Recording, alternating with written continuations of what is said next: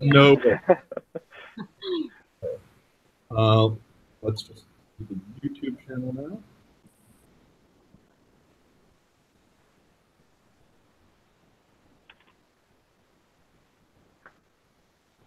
Okay.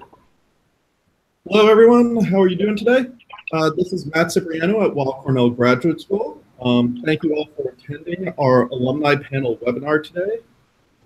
It looks like we have a few people in the room right now, 9 of you watching. So we're just going to wait 1 or 2 minutes before we get started here. And we'll get the ball rolling very shortly. Thank you everyone for attending today, and we'll be started in just 1 moment.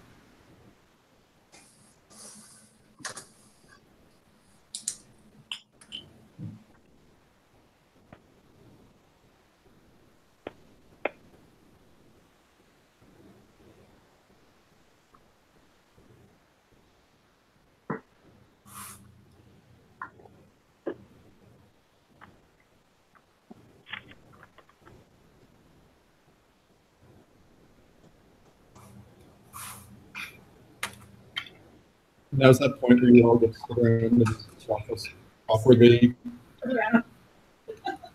sit around while we wait for it to get started.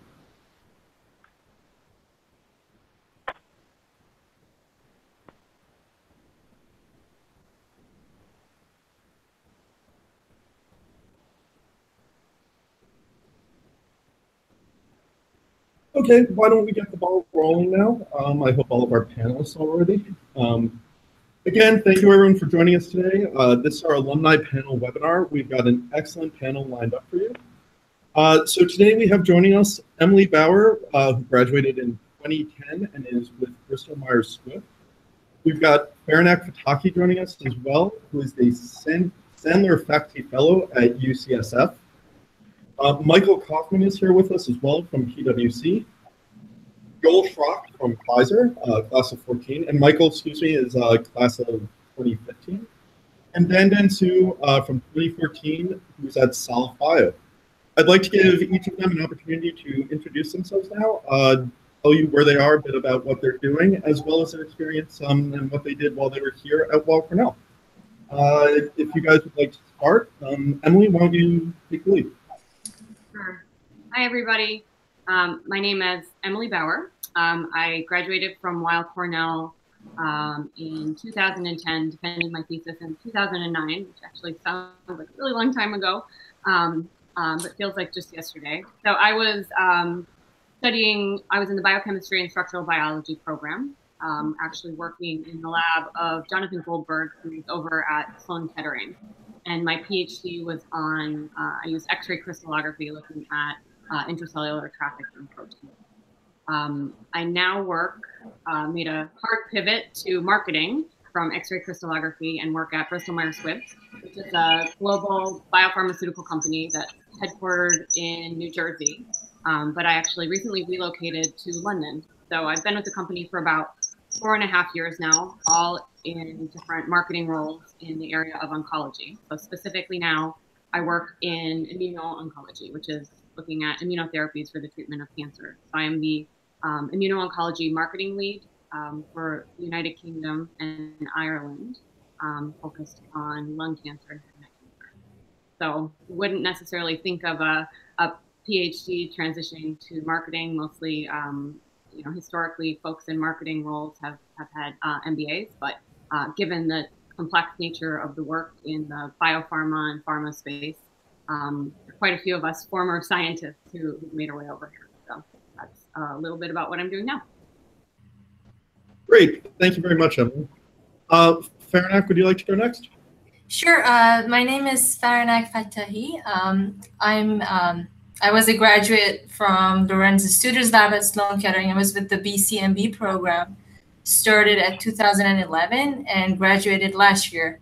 So since then, I've been here at UCSF running my own lab as an independent PI. So Sandler fellows are faculty members who transition directly from graduate research to independence research. So that's what I'm currently working on. The topic of my work is using stem cells, pluripotent stem cells, to derive different nerve cells that are relevant to neurological disorders of particularly the peripheral nervous system, and using those cells to do disease modeling, drug discovery, and cell therapy. Great. Thank you very much. Michael, would you like to proceed? Sure. Hi, everyone. My name is Michael Kaufmann. I was in the pharmacology program, and I did my thesis research in Ingo Mellinghoff's lab over at Sloan Kettering. My thesis research was focused on targeted therapeutics in brain cancer and studying signal transduction and seeing how targeted drugs might be repurposed from different cancer types and seeing if they could be used in brain cancer and trying to figure out whether or not brain cancer patients had any options. So it was really interesting work. And after that, I got my MBA at the Johnson School of Management at Cornell as well. And so now I work in consulting at PricewaterhouseCoopers, or PwC. And so my job now is serving. I work on multiple projects at a time. And so some of my projects are focused on designing clinical trials or designing the systems that our clients use in clinical trials, doing something called talent strategy, which I didn't even know was a thing before I started working on it, but essentially trying to figure out how our client can find the people they need to solve their problems in the future so we don't have to consult for them for the rest of time. So it's some really interesting work and looking forward to hearing your questions. Great. Thank you, Michael. And Dandan, would you like to go next? Sure. So my name is Dandan Xu. I graduated in 2014 from Weill Cornell from the Immunology and Microbial Pathogenesis program. I did my thesis work with Robert Klein at Memorial Sloan Kettering. He's over at Mount Sinai now, so he didn't stay there too long. And then my thesis research was mostly on statistical genetics, so looking at genome-wide association studies of common cancers, like prostate cancer, and trying to figure out what the functional significance of those variants discovered statistically were. So it's a lot of bioinformatics work, but also a little bit of wet lab work. And then what I do now is I'm the Chief Scientific Officer at SolveBio. We're a VC-funded tech company based out here in New York. And we mostly make software for pharma R&D, so for translational oncology groups and et cetera, mostly in oncology. So what I do here is I wear a lot of hats as a startup, so there's a lot of different things. I work primarily as a scientist. I work with our customers directly on their problems. We co-author papers, I write grants, serve as study sections, and then because it's an engineering company, there's also a lot of work in code and in making a product. So, yep. Great, thank you very much, all of you. Unfortunately, Natalya Gertsik could not be with us today. She had a last-minute flight that she had to get on and is unable to join us. So as you heard from our 5 panelists, there are some divergent careers there. And the Weill Cornell program really helps to allow students to follow the career path that they feel is the best fit for them and where their interests lie. If each of you could take a turn and talk a bit about how you ended up in the career path that you ended up in and what you may have gone from Weill Cornell to help you along that path, that'd be great. Joel, I'm sorry, did I forget to introduce? Yeah, not a problem at all. Hi, Joel Schrock. So I was in the pharmacology, I guess, graduating class of 2014. I finished my PhD. I was still in the pharmacology department, and I did my thesis under Gav Pasternak, who is at Sloan Kettering. His lab focuses primarily on opioids. I did a little bit of a side project for my thesis looking at what's called the sigma receptor, and then looking at its applications in oncology research. Doing a lot of kind of classic pharmacology techniques of radioiodination and receptor binding. So similar to Michael, after I did my PhD, I went to the Johnson MBA program for a year, and then made the switch over to pharma. I am at Pfizer now. I work in a group that's called Portfolio and Decision Analysis at Pfizer. What we do is we support decision making around our R&D projects. pretty much all of the way through the R&D pipeline.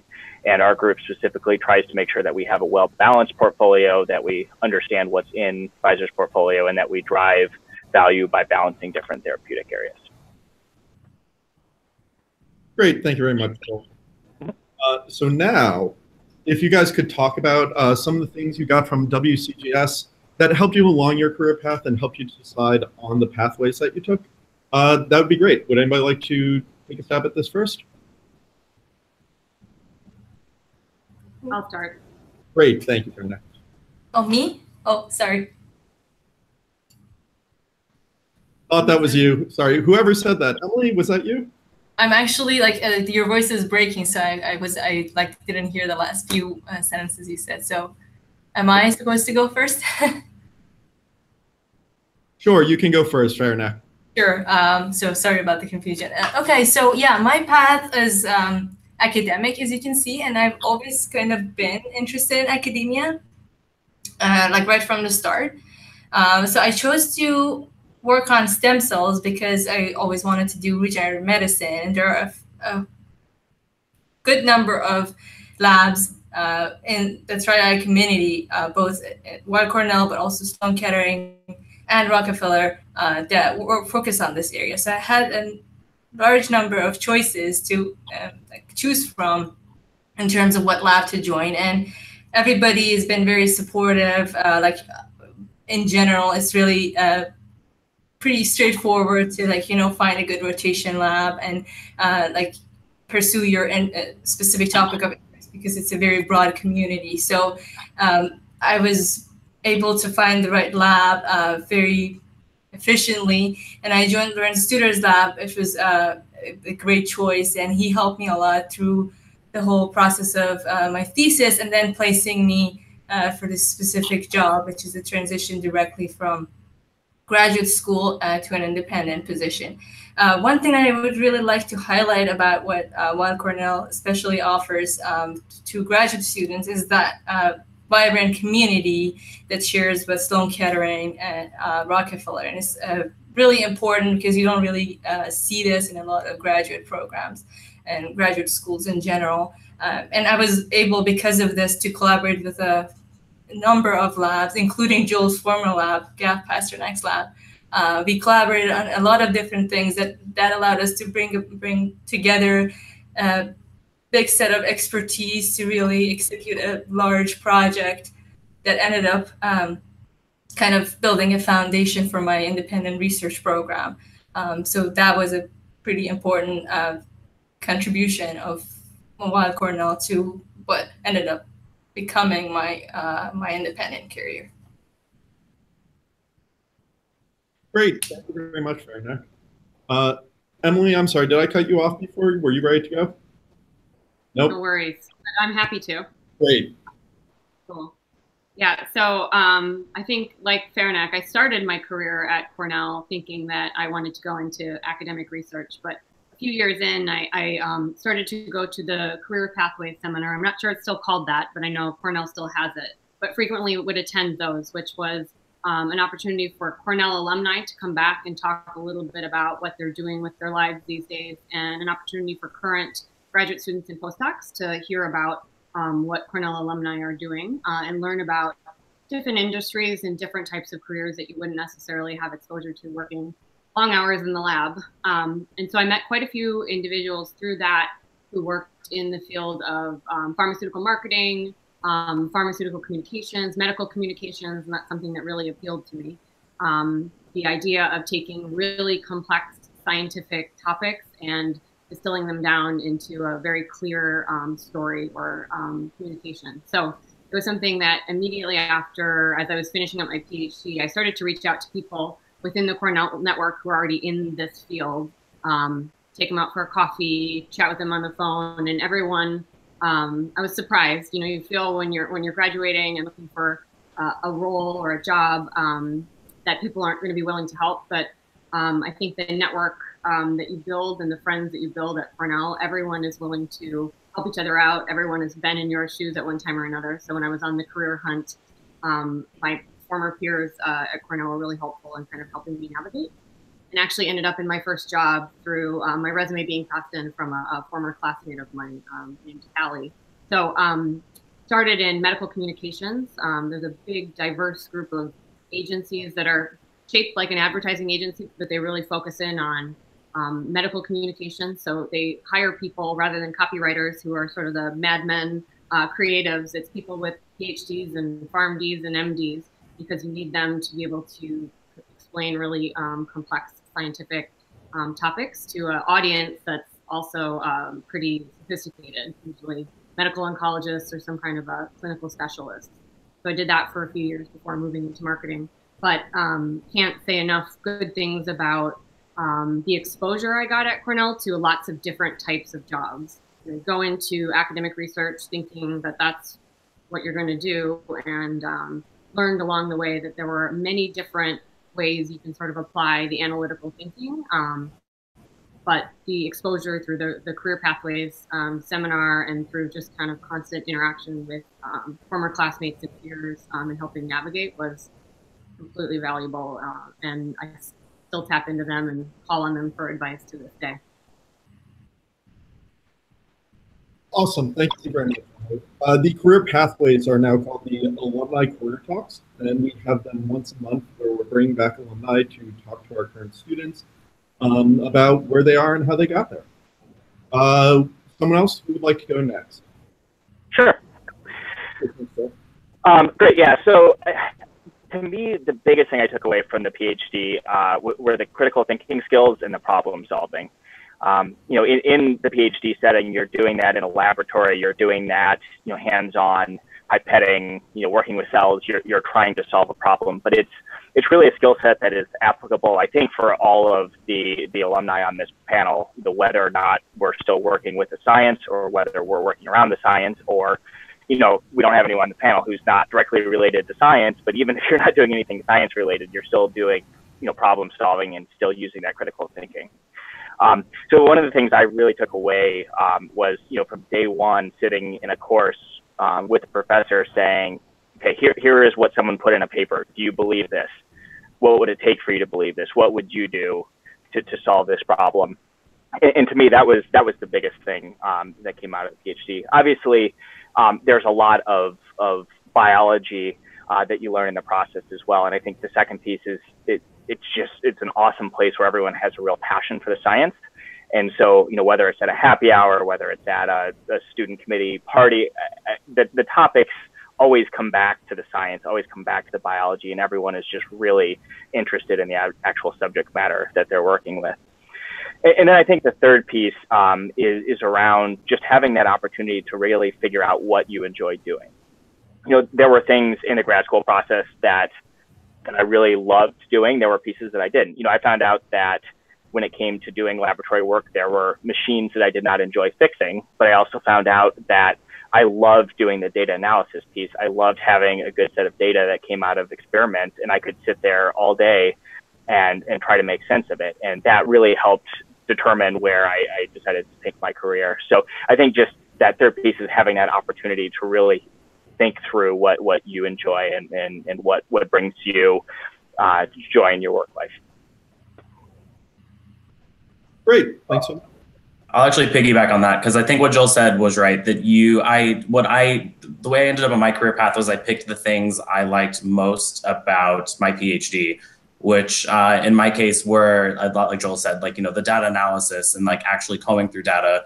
But I also realized that I much more liked working with people than I did, you know, wearing my headphones at a TC hood all day. And so I wanted something where I had more interaction with other people, and I got to do, and I also wanted a job where I got to wear a lot of different hats and I got exposed to a lot of different things. And I didn't, you know, sometimes being at a bench can feel like all you do is pipette all day. And so I wanted something where even if it was monotonous for a moment, I knew that, you know, maybe even tomorrow it would be something new. And that's a lot of what consulting is where you're solving a new problem every day, you're solving a new project every few months, and you're, you know, working with a new client every few months. And so, you know, it never gets repetitive, and you always have to stay on your toes, and you're always constantly stimulated.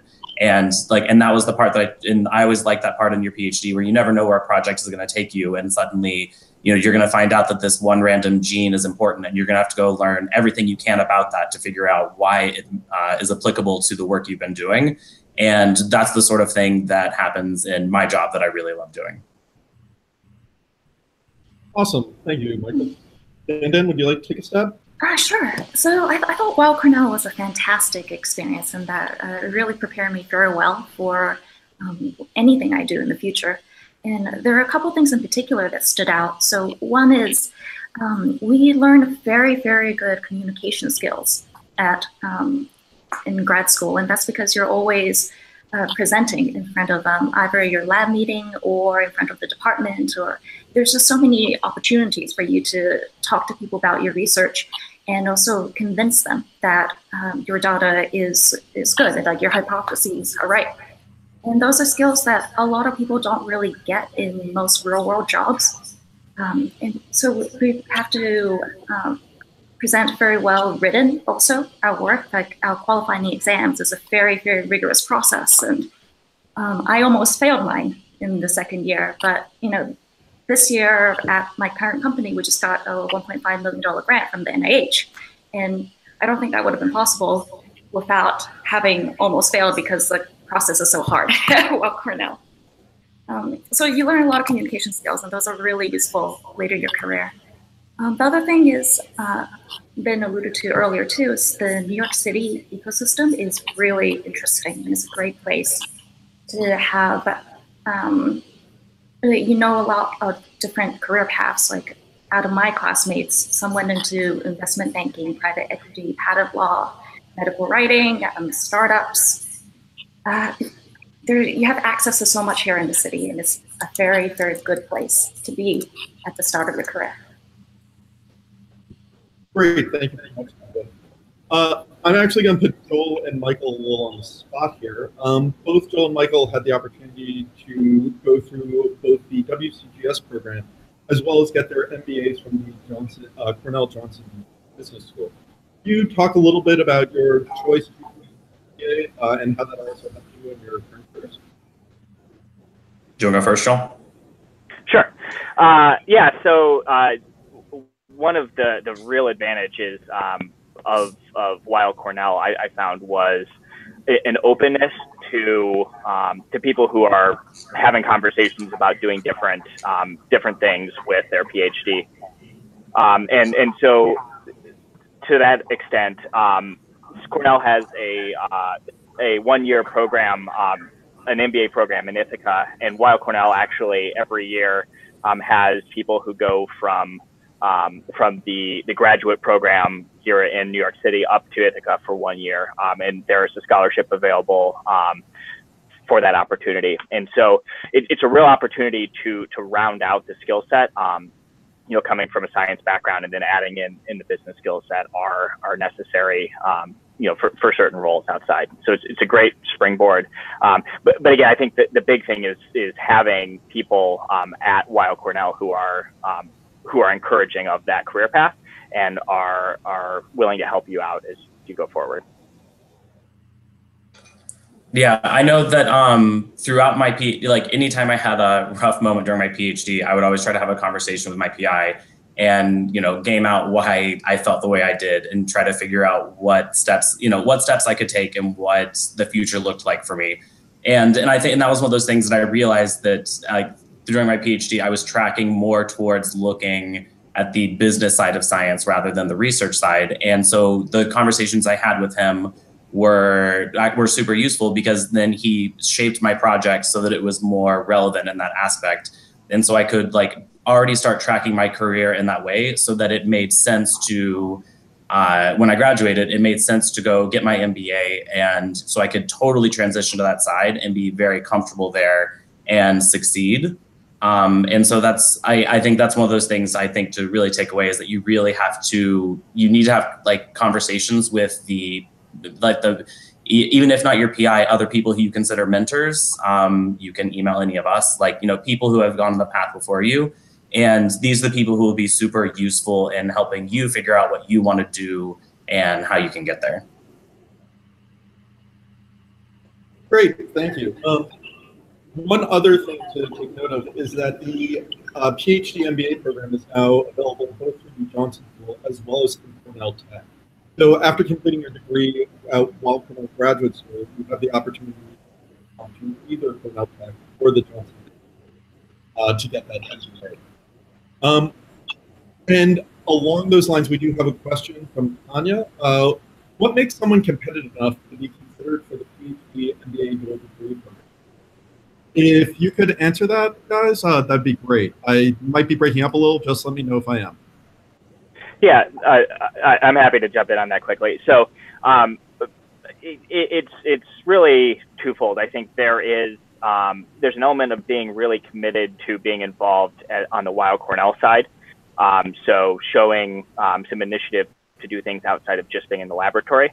And then the second piece is being involved in the numerous business, I'll put that in quotes, but business opportunities that you get during your grad school time at Weill Cornell. A few of those examples are investing clubs. There's also a very, very active entrepreneurship scene at Weill Cornell, and it's a great opportunity to show that you are really serious about making that transition. It really comes down to showing that you have the drive and showing that you really want to be there and want to pursue the business aspect.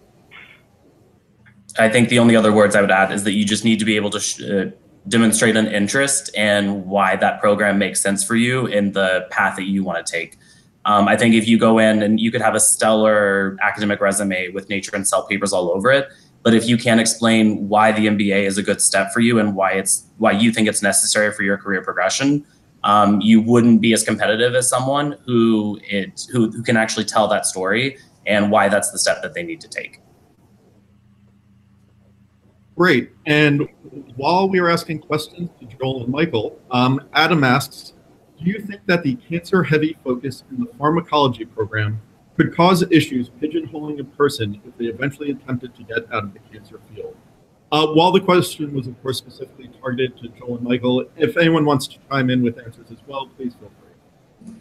I'll just quickly jump in and say that none of the work I've done so far at PwC has been cancer-focused, even though my PhD research was very heavy on cancer. And in fact, I don't think I touched another indication outside of oncology.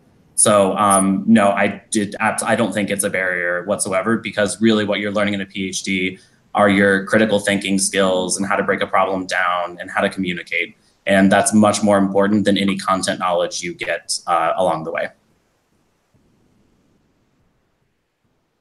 I can add into, while I wasn't in the pharmacology program, I mentioned I was an X-ray crystallographer, which is arguably not anywhere near the field of marketing or business, which is where I ended up. And just to echo what both Michael and Joel have said, that it's really about being analytical, being inquisitive, the critical thinking skills that you gain during your PhD, you can apply them to virtually anything you want to work in, whether or not it's scientific or business focused. Assessing a problem, looking for solutions, that's relevant. So as someone who made a really sharp 180 from the field of study at Cornell, I still use all of the foundational skills that I learned, but even though I'm in a very, very, very different area. Yeah, and just to piggyback on all that, I think the one other piece as well is, even if you're in an oncology lab, the actual hands-on work that you're doing is very dependent on the question that you're asking. So working at Sloan Kettering, I mean, I worked with brilliant chemists, brilliant geneticists, brilliant cell biologists, I mean, world-class experts in microscopy. And so even if the question was oncology related, you could spend weeks not even thinking about oncology per se. You're thinking about how do I, who do I need to talk to on, to understand the genetics here? Who is the best expert? So, I did not ever feel pigeonholed in that. The only thing I ever felt was, oh my goodness, like how many, like there's so many experts in all of these fields. How do I, who do I go to first, and how do I tap into this wealth of knowledge? Great, thank you all for those answers. Our next question comes from Kelsey, and she asks, speaking honestly, which I hope you're all doing anyway, Is there something that you felt was lacking in the graduate program? And then there's a follow-up to me. Has this gap been noted and addressed? So speak freely, and I will follow up. I can start. So one of the things I noticed is that and I don't even know if this is really the problem of the program per se, but it's really important to take initiative and to take control of your career and your PhD. And I think it can be very easy to sit there and let your PhD happen to you. And I don't think that people always notice that. And PIs are busy people. They have a lot going on. And so you can go through periods of time where you're actually vegetating and not moving forward, and you don't realize it because you don't have any outside perspective. So I think one of the things is just to make sure that you are talking to the people that you need to, and making sure that everything is happening correctly for you. And that was something that I didn't realize until I got late into my program. That was very important for me, and would have been much more useful if I had been more proactive.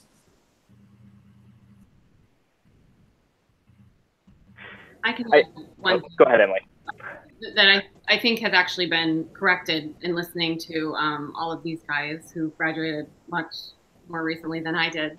I think this is a systemic issue with PhD programs, is there's not a lot of emphasis on what else you can be doing that's not academia. It's sort of a don't ask, don't tell, or at least it was in my lab at the time. It was, if you're not going into a postdoctoral program or a non-academic kind of path afterwards, there wasn't a lot of discussion about it, and not a lot of developing some of the skills that you might need to do that.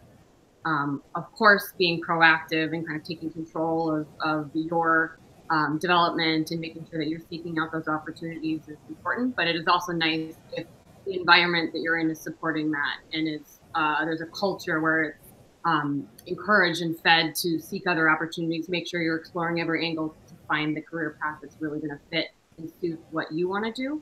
And I think that through the opportunities through the business school, through a lot of the entrepreneurial extracurricular activities, there's a lot more business focus. There's a lot more focus on, I think, a lot more realization that most of us who get a PhD aren't going to end up like Faranak in a academic tenure track position, and that's okay.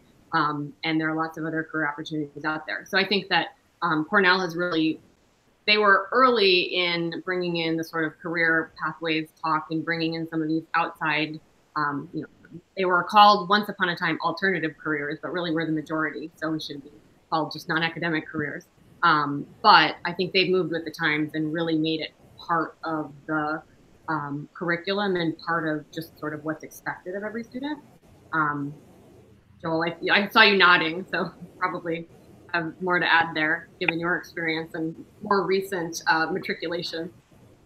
Yeah, and for those who are still deciding on whether or where you want to do your PhD, I mean, one of the biggest things is, does the school treat you as something that's being developed versus just churning out laboratory data? And depending on where you go, you will see different approaches to that. And that differs by schools, it differs by the laboratories that you're in. And I think one of the really good things about Cornell is that there is a focus on the students, there's a focus on developing the students. It's no secret in academia, there are times where there are professors who are more interested in getting publications than developing students. The great thing is that, when that has happened at Cornell, I've seen that dealt with. And I've also seen the leadership in the graduate school increasingly take more and more, take students' opinions into account, and making sure that a really healthy environment for development is being fostered. But again, to Michael's point earlier, it really is also about being proactive with your own career. And so it needs to be that healthy mix of the school fostering development, but also students taking advantage of that. So, as you're looking for what you want to be doing next, I mean, making sure that that environment of the school is really fitting with your personality and your drive, I think is super important. But long way of saying, you know, in my experience, and I think with a lot of people here, I think Cornell really provided that opportunity to be developed, and you know, it's very important. Well, just to add one point to this, since I graduated just last year, more recently, there are a lot of newer venues for people who want to explore other career options besides academic routes. For example, there's a, like, I think it's been around for like 2 or 3 years, an entrepreneurship lab at Cornell that now facilitates the transition of ideas, inventions from bench to bedside. And they do this through like recruiting graduate students into teams that then work on developing business plans and models to then take it all the way to startups. So similar to this, there are other venues where people can, where students can interact with other experts outside of the academic realm to try and explore other career options. And I think it's been very, maybe Matt can elaborate on this in terms of the success rate of this, but from what I understand, they've been very successful in starting a few startups only in the past 2 or 3 years. So I think that's been changing more recently, in that there are more opportunities available to the newer students. So kind of back to the original question of, you know, what was the bad thing perhaps about Weill Cornell? The one thing I definitely remember, and it's kind of a double-edged sword, is that back when I was there, it was very disorganized. Like the graduate school office was very disorganized. It was very easy to fall through the cracks. But it was also very easy to take initiative and just do your own thing. So like I did a master's degree at the Clinical and Translational Science Center while I was at Cornell. And I'm pretty sure I wasn't supposed to do that. But nobody asked, nobody bothered. And I knew people who like kind of took on a second job. And while it was still career focused, it's very much up to you. And I know people who took 10 years to graduate. For me, it actually took 8 years. So, you know, your path is up to you, and it's a grad school where there's a lot of opportunities if you take it. Hope that wasn't too negative. Not at all. And as the follow-up, so Michael and Dandan both mentioned the opportunity to kind of languish with your research or just not make progress. And we certainly have developed methods in the last few years to address these things. All students annually are required to do an IDP, or an independent development plan, about the direction they intend to go in, making progress on their research, and also their career outcome. It's advised that they all discuss this with their PI to get feedback, and also so that their PI knows where they are and where things stand. We also have regularly required meetings with both PI as well as thesis committee to make sure students are on track with their research, continuing to make progress, and meeting milestones throughout the year to ensure that students aren't taking 8 to 10 years to graduate. To Dandan's other point, no, you probably should not have been doing an MS while you were currently enrolled in the PhD program. And the grad school has actually centralized a lot of services and gotten all of our records in order to make sure things like this do not occur. We're doing much better on staying on top of where students are, tracking the students' progress internally, and have much stronger centralized office services. That's occurred within the last 3 years or so. Emily mentioned the opportunities to learn more about what's going on in terms of careers outside of academia. And certainly, as were mentioned here already, there are a number of programs that we've developed in the last few years to address these careers both outside of academia. And then for those focused on academia, we certainly do still address them and make sure they are being seen to as well. We've had members of our alumni career talks who are currently faculty members at other institutions or here talk about their career paths, how they followed them, and how they were able to make progress in getting their faculty those academic careers. Just some of the other initiatives that we have, the BBI Shark Tank initiative was mentioned. You guys who came in to interview had an opportunity to see the winning pitch on that. If you go onto Amazon, you can also look up the DUCAM, D-U-C-A-M. which is another winner who was a PhD student who developed an attachment for a microscope to hook your cell phone into. That's been a very successful one as well. The Alumni Career Talks is one. There are a number of clubs that serve students looking at different career pathways. We also have internship and externship opportunities that we've developed out to support students who are looking to gain extra experience, either tangentially related to your lab work or in a different field from where your lab is that would have no influence on your thesis. And then there's also Dr. Nathan's Science and Society talks. I believe he mentioned those as well during the interview session. Science and Society focuses on the interplay of science and the importance of those of you who get your PhD and your responsibilities to society overall. That includes both within academia as well as careers beyond that, as well as in the media and other areas.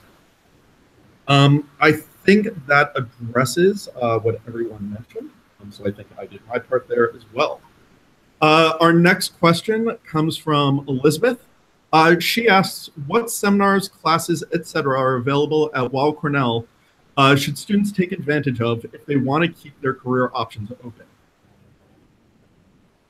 and are currently undecided with the direction they want to go in?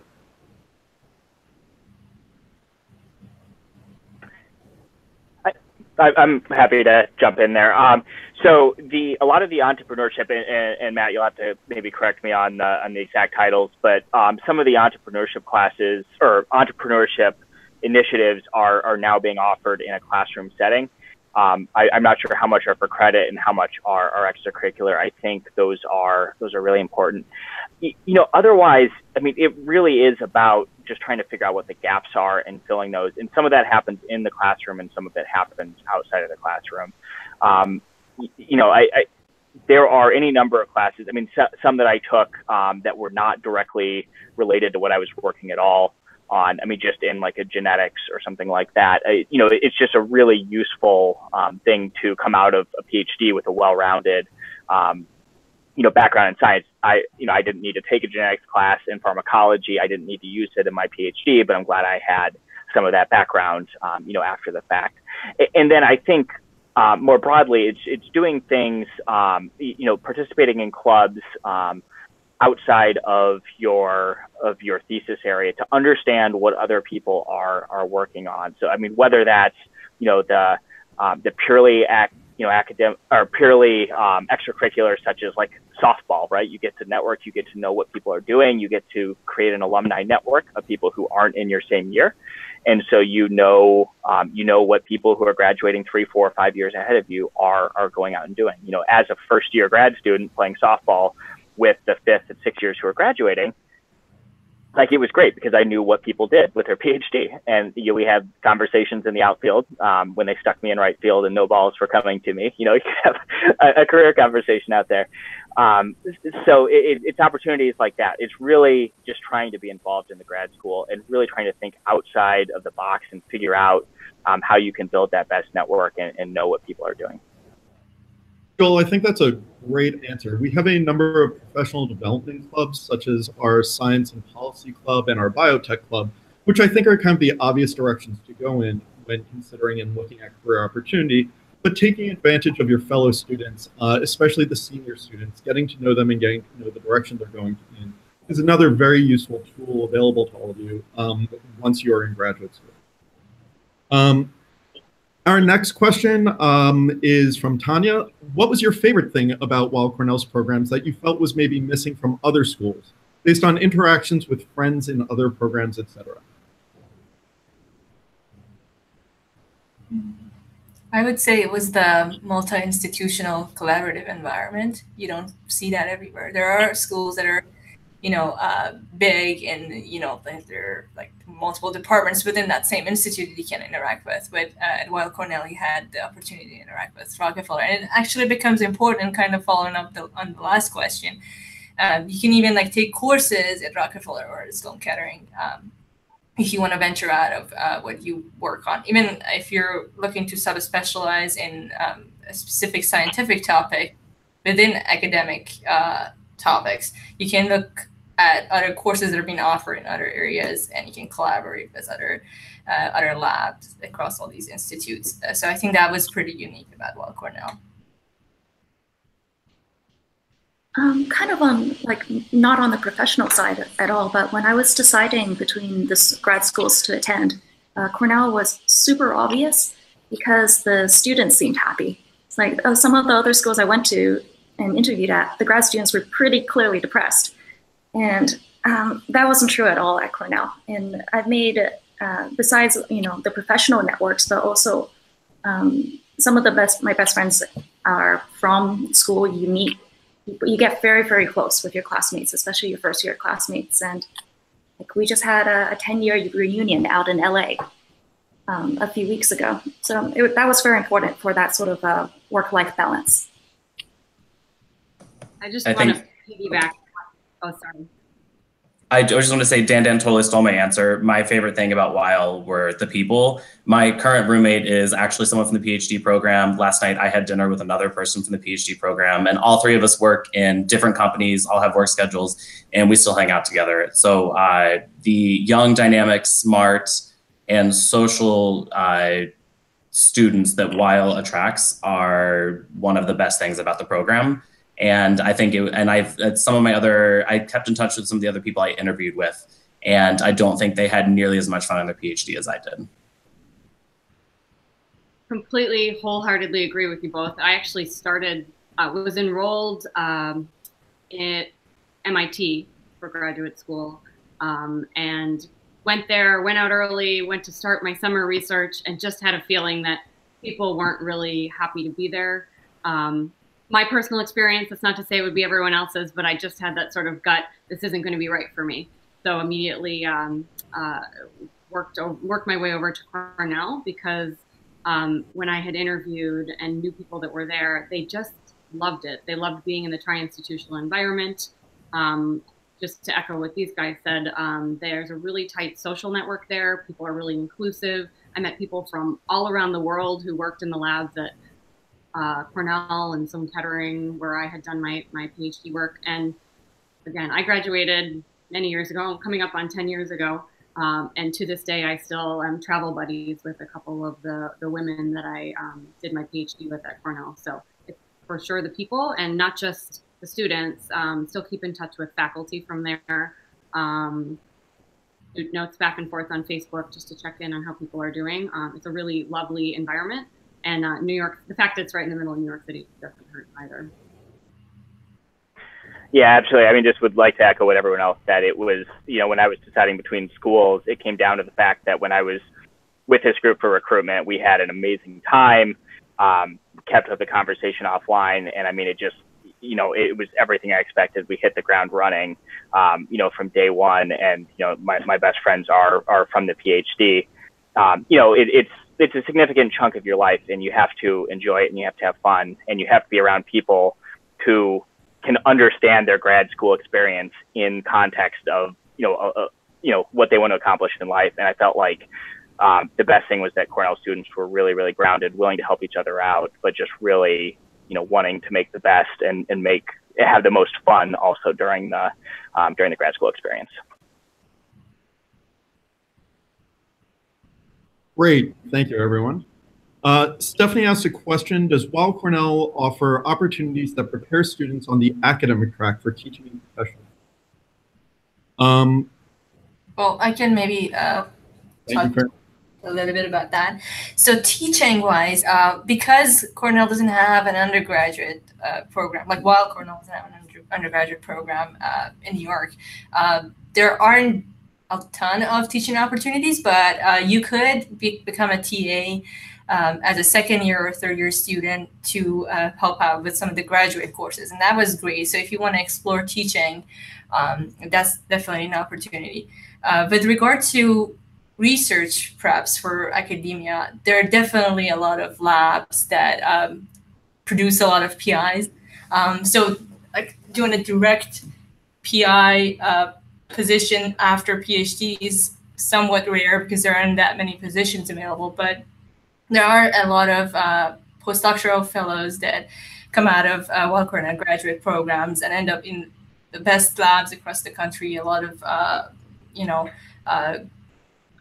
well-renowned labs with regard to placing people in the academic route. And they're actually, the graduate programs are very helpful in, helping you get fellowships, helping you like participate in a lot of the national contests for getting proposals through, or like getting feedback on your research. So there's a lot of opportunities for academic development, but I would say it depends a lot on the lab that you choose. So you'd have to kind of figure out what your research interests are and choose the right lab for what you want to do eventually down the line. And like I said before, with regard to choosing what topic you want to work on as a follow-up academic route, there are a lot of courses that are being offered. So many of my friends actually wait until their last year in graduate school and take elective courses on different topics to try and decide what route they want to take topic-wise in their postdoc positions. So that is very helpful too, to try and identify your area of interest. That would be a good match to your expertise in graduate school, and that would lead to a comprehensive research program down the line for your independent lab as a PI. On the teaching point, so I TA'd a couple classes in my second and third year. So that opportunity is definitely there. You get paid for it too, which is nice. And it's nice that you're not forced to do it, unlike other grad schools where you have to spend so much of your time TAing. It's a choice.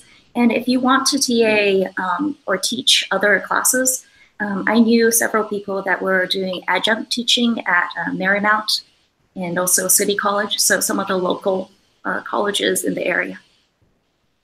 So one thing to add to this though, depending on what you work on, if you're in a biomedical field, which is mostly the case with labs at Weill Cornell, a lot of the faculty positions are not heavy on the teaching side. So most of them are research-based, and they wouldn't expect you to have a large body of expertise in teaching as a graduate student or even as a postdoc down the line. So depending on what you work on, you'd have to kind of prioritize teaching versus focusing on research.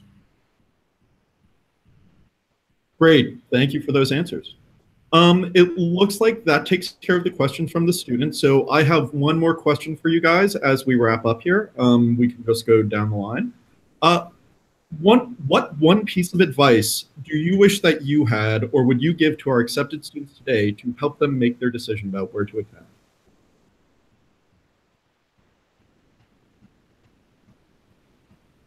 Tough question. I just threw that one out there, which is why they're all looking a little stumped right now. For me, it would be thinking about what topic, or field of study I would be interested in, and looking at what labs in that program or in that institute work on this. So local expertise in that area. So that would be if you're already familiar with at least broadly what you want to work on. Like if you're a cancer person, then you definitely you're gonna have a ton of options joining Weill Cornell, because you have access to all the labs at Sloan Kettering. So for people that are thinking academia, I think that would be something to consider. I'll jump in. I think one of the things is that the feel you get for a school during your interview process really does end up being very indicative of what your experience is going to be for a significant chunk of time. And so if we made you feel really comfortable and you really liked the feel of the students you met and the faculty and the experiences you had, I think that's going to be pretty much suggestive of what your PhD experience is going to be like here, that's what mine was, and that's why I came here. And so, and I think that's really useful advice when you're making your decision. Yeah, I completely agree. And I think one thing is, I'm sure all of the schools that you're accepted at and that you're looking at are academically excellent and awesome. So if you sort of level the playing field that way, you have to go with what your gut feeling is on where you're going to be happy for a really significant and meaningful amount of your life, right? You're in the program for 5-6 years. You have to go to a place where you feel like it's an environment that makes you feel comfortable, a city you want to live in, all of those things that you should be considering just as equally as the academic rigor of a place, because I'm sure all of the schools that you're looking at are have excellent faculty to work for. So my advice would be focus less on the exact precise lab or piece of research that you want to focus on, and more about where you think you're going to be happy and thrive for a pretty intense period of your life. Yeah, I would definitely echo that exactly. I spent nearly all of my 20s in grad school, so it's a really big chunk of your life, and it's not just a job. It really does become a bit of like, this is your social network, this is your future career network. Like I met my husband, etc. You have to make sure that you're in a place that will take care of you, that you'll be happy, that you have a chance to grow as a person. And I think Weill Cornell was definitely that place. Yeah, I would agree with everything that was said. I mean, for me, I guess I wish I would have stressed a little bit less about some of the decisions that were made. It's, in terms of like, oh, is this a perfect lab to join? Is this a class I should or shouldn't take?